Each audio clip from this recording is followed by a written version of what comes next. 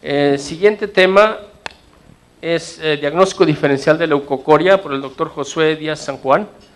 Adelante, doctor, da gusto que esté con nosotros. Gracias, buenas tardes. Antes que nada, agradecer la oportunidad de la doctora Guadalupe Cervantes de invitarnos a los médicos locales a participar en este importante evento. ¿Por qué hablar de leucocoria en un coloquio de catarata? Bueno, porque si nosotros repasamos la serie Shields, que es de las series más grandes de retinoblastoma, pues encontramos que el 42% fueron mal diagnosticados como retinoblastomas, y dentro de ese 42% se encuentra la catarata. La verdad es de que cuando uno está ante un niño con leucocoria, pues esto pone a pensarnos mucho, ya que hay muchísimas patologías que pudieran darnos la leucocoria, muchas de ellas de una evolución y desenlace fatal si nosotros nos equivocamos, ¿no? Entonces la leucocoria pues es un diagnóstico clínico que no solamente compromete la vida del niño, sino que a nosotros puede traernos repercusiones de tipo hasta legal. Y para muestra un botón quiero presentar este caso clínico. Esto es un niño de 2 años y medio de edad, sin antecedentes de importancia. Bueno, realmente aquí había unos antecedentes, no supe dónde ponerlos. El padre era funcionario público, la tía abogada, juez, y lo sé porque antes de decirme qué tenía me dijeron quiénes eran, ¿no? Y acudían por tercera opinión ya con diagnóstico previo de retinoblastoma. Entonces ya venían empapados con toda la información respecto a esa patología. Había empezado este niño en 2 semanas con la aparición de una pequeña mancha blanca que rápidamente había invadido la pupila y la había cubierto por completo. La agudeza visual de ese ojo era una percepción de luz dudosa, el segmento anterior era completamente normal, la cavidad vítrea estaba ocupada en su totalidad por una masa blanquecina. Desafortunadamente no hubo oportunidad de fotografiarlo. Es muy común que en esas circunstancias los padres estén muy angustiados y lo que menos quieren es que pongamos al niño a posar ahí para tomarle unas fotografías, y esta no fue la excepción. Esta fotografía que traigo es muy parecida al caso de este niño, es una fotografía tomada del libro de oftalmología pediátrica de Lorenz, pero imagínense que la cavidad vítrea estaba llena de yogur natural. Era lo que más, parecía que le habían metido yogur natural y le habían llenado con ese material. El ojo izquierdo estaba completamente normal. Realmente me llamaban la atención 2 cosas, el aspecto de la tumoración y la evolución tan rápida, ¿no? Es un paciente de un estrato por lo menos económico alto, y eso pues nos quita cualquier duda de que no se hubieran dado cuenta, ¿no? Y era en 2 semanas, fue realmente rapidísimo. Con estos datos pues yo me quedé realmente con muchas dudas de que fuera un retinoblastoma, y yo se lo hizo saber así al paciente. Todo esto lo hice el mismo día en una consulta, le realicé una ecografía. Esa sí es la ecografía de él, en donde se muestra en los cortes axiales esta tumoración sólida que me llama la atención, que está situada a la altura exactamente del cuerpo ciliar. Es una lesión de reflectividad media y empezaba a elevarse también sobre la retina. En los cortes coronales, en los cortes transversales, perdón, se ve claramente cómo esta lesión levantaba la retina. Y algo importantísimo, no presentaba calcificaciones. Yo les comenté de que a mi juicio no me pareció un retinoblastoma. De la alegría pasaron a la decepción cuando yo les dije que lo mismo para mí era una cuestión maligna. Un niño que le aparece una tumoración de ese tamaño en 2 semanas, desde luego que no es nada bueno. En realidad estaba muy confundido, quise pensar que fuera una infiltración por leucemia, que tiene una evolución también muy rápida. Un médulo epitelioma, yo de los 2 que había visto anteriormente habían tenido una presentación clínica diferente y había sido en jóvenes, y desde luego había que pensar también en retinoblastoma. Hay que recordar que no todos los retinoblastomas dan calcificaciones en la ecografía, pero el 90% sí. Cuando nosotros no vemos calcificaciones en un ultrasonido y pensamos en retinoblastoma, habría que descartarlo casi completamente.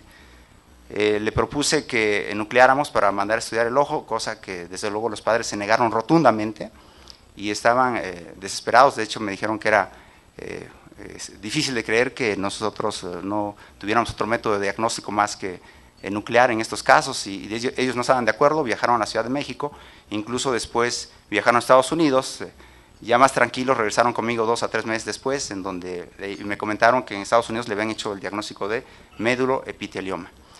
Entonces, ¿qué es el méduloepitelioma? Voy a empezar con esta patología, porque no está descrito. De hecho, muchas series que uno revisa el diagnóstico diferencial de la leucocoria, no aparece ni siquiera el méduloepitelioma. Es un tumor también llamado dictioma. Ese es un tumor que se origina del cuerpo ciliar del epitelio primitivo de la copa óptica. Es más común que inicie precisamente en los procesos ciliares o muy cerca de ellos, y aunque se puede presentar en cualquier edad, su frecuencia es mucho mayor en los niños menores de 5 años. Es unilateral siempre. No todos los méduloepiteliomas son malignos, pero sí 2/3 de ellos.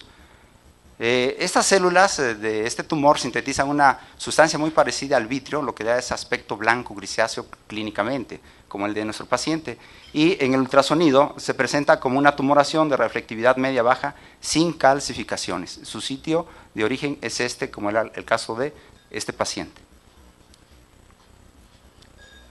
Desde luego que algo que nos preocupa muchísimo cuando vemos un niño con leucocoria, pues es el retinoblastoma, pero hay algunos factores, algunos datos que debemos tener presentes para llegar al diagnóstico de esta entidad. La mayoría de ellos son unilaterales, el 40% son bilaterales, siendo estos los de causa hereditaria. Tiene 3 presentaciones clínicas: el endofítico, que crece por encima de la retina, casi nunca desprende la misma; el exofítico, que invade rápidamente por detrás de la retina, desprendiéndola muy rápidamente; y el infiltrativo difuso, que es un tumor que se presenta en adolescentes o niños de mayor edad. Los retinoblastomas bilaterales se diagnostican a más temprana edad, alrededor de los 12 meses, y los unilaterales alrededor de los 2 años. El dato clínico de presentación mayormente visto es la leucocoria, pero algunos también se presentan como estrabismo, inflamación del segmento anterior, glaucoma y fema.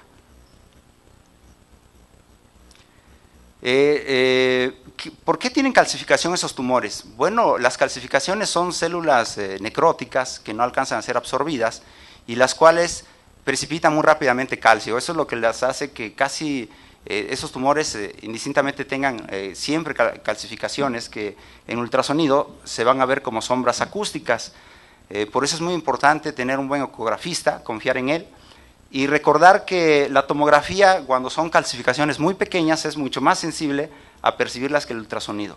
Cuando sospechamos infiltración al nervio óptico o la órbita, es mejor pedir una resonancia magnética. Otra de las patologías que se parecen muchísimo al retinoblastoma es la enfermedad de Coats. Esta es una enfermedad de etiología desconocida. Este dato clínico es muy importante: el 80% se presenta en niños del sexo masculino. Son cambios vasculares, telangiectasias, que al paso del tiempo van dando grandes exudados por debajo de la retina. Son unilaterales casi siempre. Aunque se pueden presentar en cualquier rango de edad, es de los 2 a los 16 años su presentación más frecuente. La leucocoria y el estrabismo son 2 de sus datos clínicos. Cuando tenemos la oportunidad de poder ver el fondo del ojo, porque a veces se presenta como grandes masas que ocupan la cavidad vítrea, pero cuando tenemos la oportunidad, como esta fotografía, de ver el fondo de ojo, es notorio el pigmento que rodea esas telangiectasias. En el ultrasonido no hay lesión sólida, eso es muy importante, y de repente puede tener calcificaciones, lo que hace muy difícil el diagnóstico, pero hay que tomar en cuenta un dato ecográfico muy útil. Cuando hay calcificaciones en el Coats, esas son lineales, no son calcificaciones en cúmulos como es en el retinoblastoma, y esto nos puede ayudar muchísimo en el diagnóstico ultrasonográfico.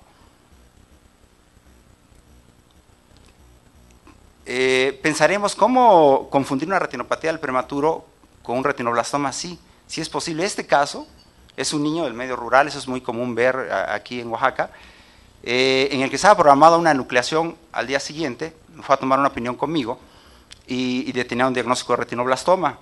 No se alcanza a ver en la fotografía, pero tenía una leucocoria bilateral. Es un niño de más o menos, está muy pequeñito, 8 meses, ese es otro dato de llamar la atención. Y la madre pues se había atendido en medio rural, no tenía ningún antecedente.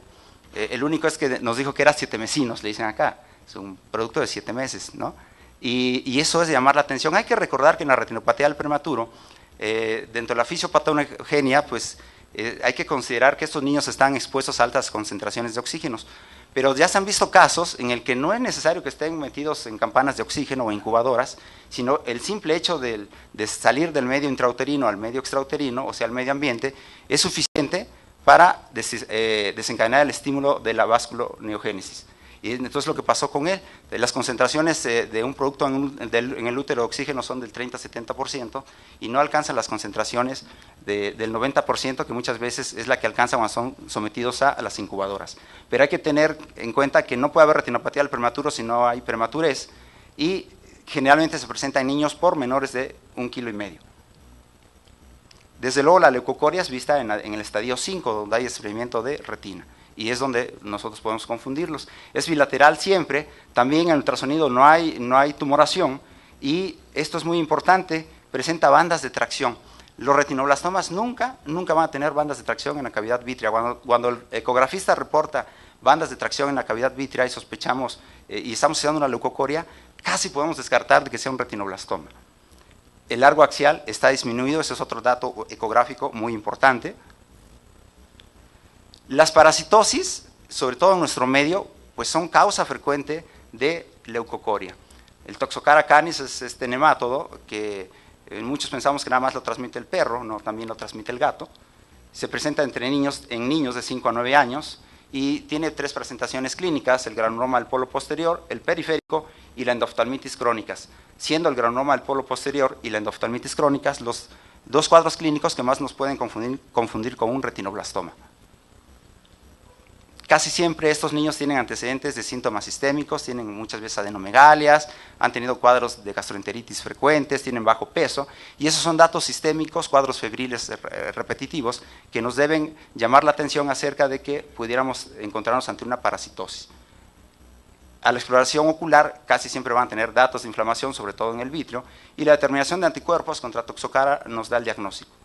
También se pueden calcificar y vamos a observar ecos puntiformes en la cavidad vítrea, que son células inflamatorias, y también bandas de tracción. La reflectividad interna de esas lesiones es media. La cisticercosis también es una entidad que nos puede confundir con leucocoria. Dentro del diagnóstico diferencial de leucocoria, esa es la forma larvaria de la Taenia solium. Se han reportado cisticercos dentro de la cavidad vítrea hasta de 20 milímetros, o sea, casi ocupándola totalmente. Siempre van a tener datos de inflamación del vítreo, como se observa en esa fotografía, y clínicamente observaremos esta vesícula blanquecina brillante, iridiscente. Algo que nos debe llamar la atención para el diagnóstico es que no tienen vasos sanguíneos ni sobre la superficie ni cerca de ellos. En ocasiones, cuando los vemos subhialoideos, en la ecografía podemos ver esta lesión quística con ecos en su interior que corresponden al Scolex. Desde luego, el diagnóstico es la determinación de anticuerpos. El vítreo primario hiperplásico persistente, o la persistencia de la vasculatura fetal, como se llama ahora, es otra de las entidades que muy frecuentemente confunden al clínico con un retinoblastoma. Esa es una enfermedad congénita, o sea, el niño nace con él. Y siempre tienen microoftalmos, siempre. Eso es un dato importantísimo que nos lleva al diagnóstico. Casi siempre son unilaterales, y cuando son bilaterales, como en este caso, es cuando de repente son un gran problema para llegar al diagnóstico. Cuando dilatamos la pupila, observamos los procesos iridianos elongados, y muchas veces podemos observar, si tenemos suerte, una catarata subcapsular posterior.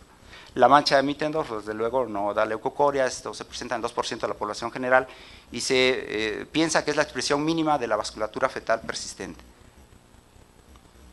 En la ecografía se observan también membranas, eso es algo muy característico, que van de la papila hacia la parte posterior del cristalino, y que muchas veces, como se ve en esta fotografía, desprenden la retina peripapilar. Un minuto, por favor, doctor. Esas son otras de las lesiones que pueden dar leucocoria, melanomas y rhabdomyosarcomas, se han visto en niños menores de 6 años, y las displasias de la retina, que casi siempre se acompañan de cuadros sistémicos, sobre todo alteraciones del sistema musculoesquelético.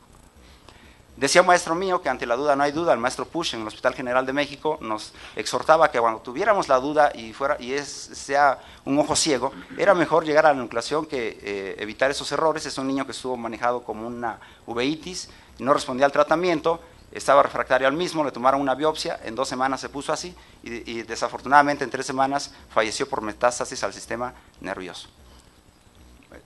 Muchas gracias. Muchas gracias, doctor Josué Díaz San Juan. Es importante que todos los niños donde la exploración se dificulta, como vimos en su caso clínico, comentar con los familiares que es mejor hacer una buena valoración bajo anestesia.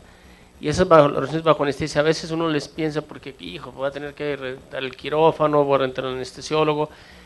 Personalmente, el anestesiólogo que está con nosotros las hemos hecho en un lugar que es como urgencias, donde bajamos la lámpara de hendidura y el chiquito se seda. Obviamente a veces están listas las cánulas, el Legret para que no tenga una dificultad respiratoria, y se ponen los bebés directamente sobre la lámpara de hendidura sedaditos y se les abren los párpados con un bléfaro pequeño y podemos hacer una valoración bastante buena como de un paciente adulto y nos da una buena diferenciación de la patología que estamos buscando. Obviamente tenemos que ayudarnos con el ultrasonido, con una buena experiencia clínica que podamos tener, porque sí, a veces de una lamparita que podamos valorarlos, nos quedamos con mucha duda y los familiares obviamente se quedan con más dudas, pero ahí inclusive la fotografía con cualquier smartphone, un iPhone, ahora es posible colocarlo en el ocular y tratar de sacar una imagen que podemos nosotros transmitirle en ese momento por otro colega y decidir, sabes que tengo este caso, me puedes echar la mano, te mando más imágenes, te mando un video, y en ese momento sabe uno una conclusión mucho mejor de un diagnóstico que en ocasiones es difícil por una leucocoria y que puede ser letal, y esa es una recomendación para el diagnóstico diferencial de una patología que en los niños no se dejan explorar siempre.